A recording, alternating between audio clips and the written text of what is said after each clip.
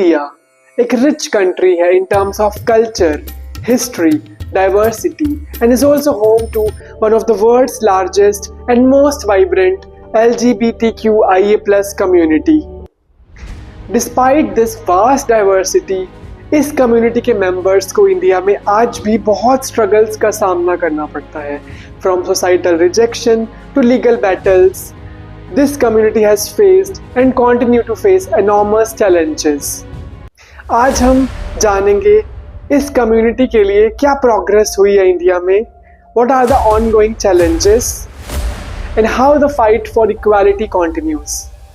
LGBTQIA+ community के struggles को समझने के लिए हमें इंडिया की हिस्ट्री में झांकना होगा.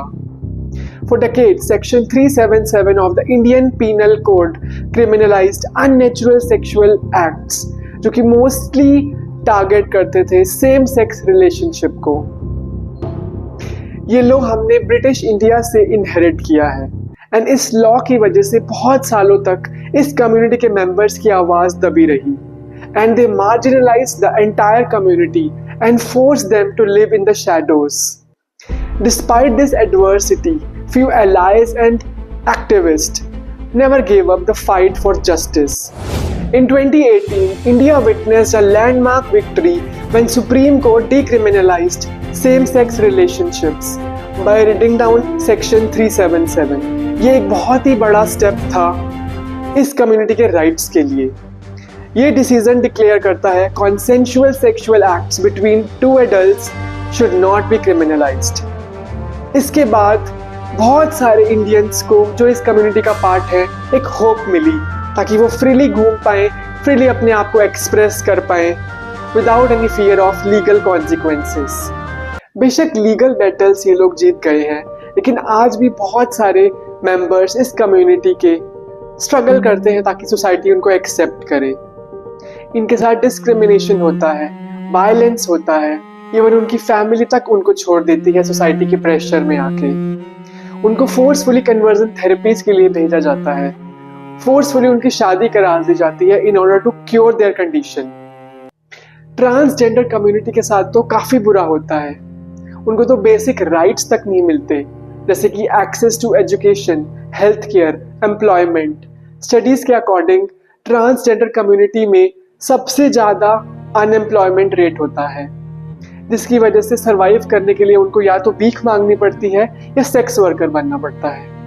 कॉन्टिन्यूअसली सोसाइटी इनको रिजेक्ट करती रहती है, इनको बुली किया जाता है, इनके साथ वायलेंस होते हैं, जिसकी वजह से इनको बहुत सारे मेंटल हेल्थ इश्यूज हो जाते हैं, जैसे कि depression, anxiety and extreme cases में तो सुसाइडल टेंडेंसीज तक इनको होती हैं. It's very important to raise awareness about these mental health struggles and हमको एक बहुत safer environment बनाना चाहिए जहाँ पे ये लोग freely अपने आप को express कर पाएं without the fear of judgment or harm. Despite the challenges, there is hope. Activists, allies, NGOs continue to fight for the rights and recognition of the LGBTQIA+ community. आज गवर्नमेंट भी recognise करती है कि जरूरत है अच्छी पॉलिसीज की, अच्छे सपोर्ट सिस्टम की. The good news is awareness about these issues is gradually increasing in schools, work places and media. आज बहुत सारे रोल मॉडल्स हैं हमारे पास, जैसे कि सुशांत दिव्यकर, जो कि रानी कोहिनूर के नाम से फेमस है. वो बहुत अच्छी सिंगर हैं, एक्ट्रेस हैं, मोटिवेशनल स्पीकर हैं. लक्ष्मी नारायण त्रिपाठी, जो कि एक एक्टिविस्ट हैं, भरतनाट्यम टीचर हैं, डांसर हैं, कोरियोग्राफर हैं. ये सब लोग एक पॉजिटिव चेंज ला रहे हैं सोसाइटी में and also they are paving the way for a more inclusive and accepting society. Journey of LGBTQIA+ community in India is far from over, but every step towards justice, every voice raised and every law changed brings us closer to a society where each individual, irrespective of their gender identity or sexual orientation, can live with dignity, respect and love. If you have learned something new today or if you want to show your support for the LGBTQIA plus community, then please share this video and subscribe our channel for more such videos, because together we can make a difference. Thank you for watching.